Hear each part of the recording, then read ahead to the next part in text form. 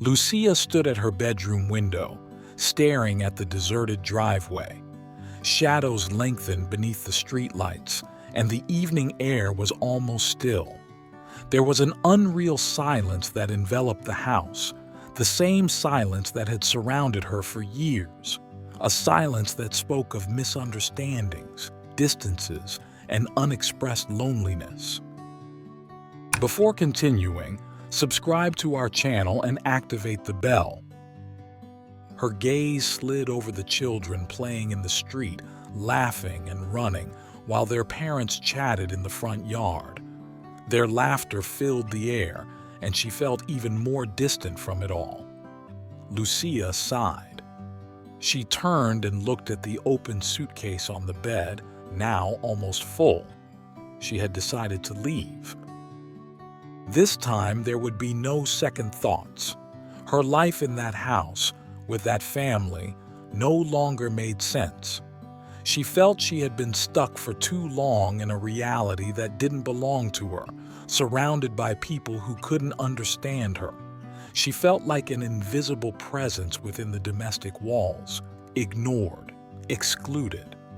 For years she had tried to fit in, to find her place, but every effort had been in vain. Every dress she folded and packed represented a final decision. She would turn the page, leave her past life behind and look for something new, far from everything that oppressed her. She had been mentally preparing for this moment for years, and now, finally, she was ready to leave. But just as she was about to close her suitcase, she heard a faint noise coming from the door. She turned and saw Andrea, her younger brother, appear in the doorway of the room. His face was pale, and he seemed agitated. His eyes were wide open, as if he were about to reveal something terrible to her. "Lucia, wait a moment, please," he said in a trembling voice. "You have to listen to me. You can't leave without knowing something important." Lucia stared at him, surprised. There was something different in Andrea's gaze, something she couldn't understand. For a moment, she thought about ignoring him, continuing with what she had planned, but something in his tone made her stop. She sat on the edge of the bed, leaving her suitcase open, and motioned for him to come in. "Okay, I'm here. What do you want to tell me?" The room was now bare. It had once been her refuge, a place where she had felt safe and sheltered from the outside world. Now, however, it was just an empty space. The posters that once decorated the walls had been torn down, and the shelves, once filled with books and personal items, were empty. It was as if her identity had slowly been erased from that house as well. Andrea entered hesitantly, as if unsure of how to begin. He looked younger than usual, almost vulnerable, and this triggered a mixture of curiosity and apprehension in Lucia. "I know you're angry," he began, "and you have every right to be. But there's something you need to know before you leave." Lucia looked at him skeptically. "What could change this, Andrea? I've lived in a family where I feel like an outsider for years. There's nothing you can say that will change the way I feel." Andrea ran a hand through his hair nervously. "I know you think Mom and Dad have always paid more attention to me, and you're right, in a way they have. But there's a reason you don't know." Lucia remained silent, her arms crossed over her chest, waiting for him to continue. She was tired of being told that everything had an explanation. "Then explain it to me," she said finally, trying to keep her voice calm, even though inside she was seething with anger and frustration. Andrea took a deep breath. "When I was little, I was always sick. You remember, right?" Lucia nodded. Of course she did. Every time the family made plans, Andrea would get sick and everything would be canceled. Trips, vacations, even small family events. They weren't just seasonal illnesses. he continued, looking her straight in the eye. "Lucia, I have cystic fibrosis." Andrea's words seemed to make Lucia's world fall apart in an instant. Cystic fibrosis. This was a serious, chronic disease with no cure. She couldn't believe what she was hearing. Her heart began to beat faster as she tried to make sense of it all. How could you not tell me?" she finally managed, her voice cracking. Andrea looked down. "I didn't want you to know. Mom and Dad didn't want you to carry the burden of this disease too.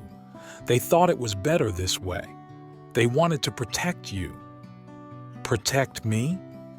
Lucia stood up, feeling the wave of anger wash over her again. "Protect me from what, Andrea? You left me out of everything.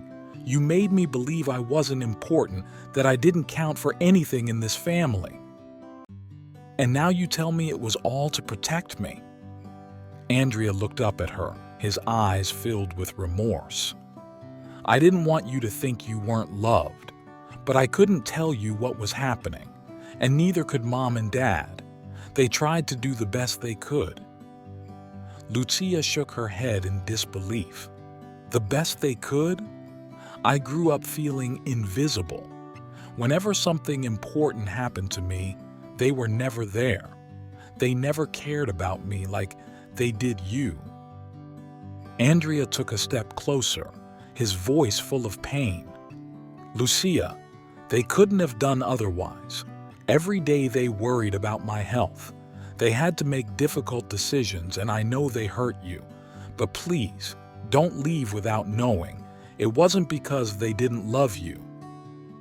At that moment, their parents, Laura and Stefano, appeared in the doorway, standing aside for a moment. Laura's eyes were shining, and she seemed to be struggling to find the right words. Then she slowly approached Lucia. "Honey, we've made mistakes," she said, her voice breaking with emotion. "We thought we were protecting you by not telling you, but now I see that we've only made the situation worse."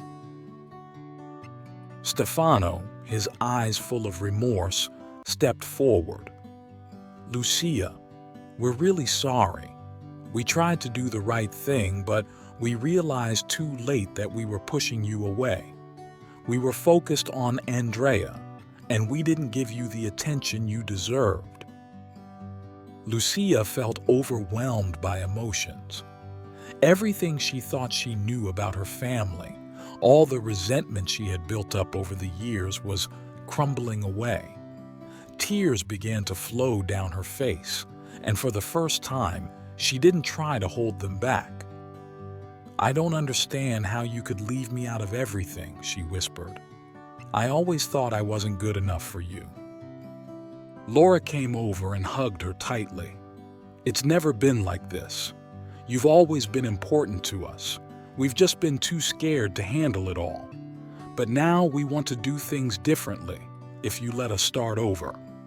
Stefano knelt down beside them.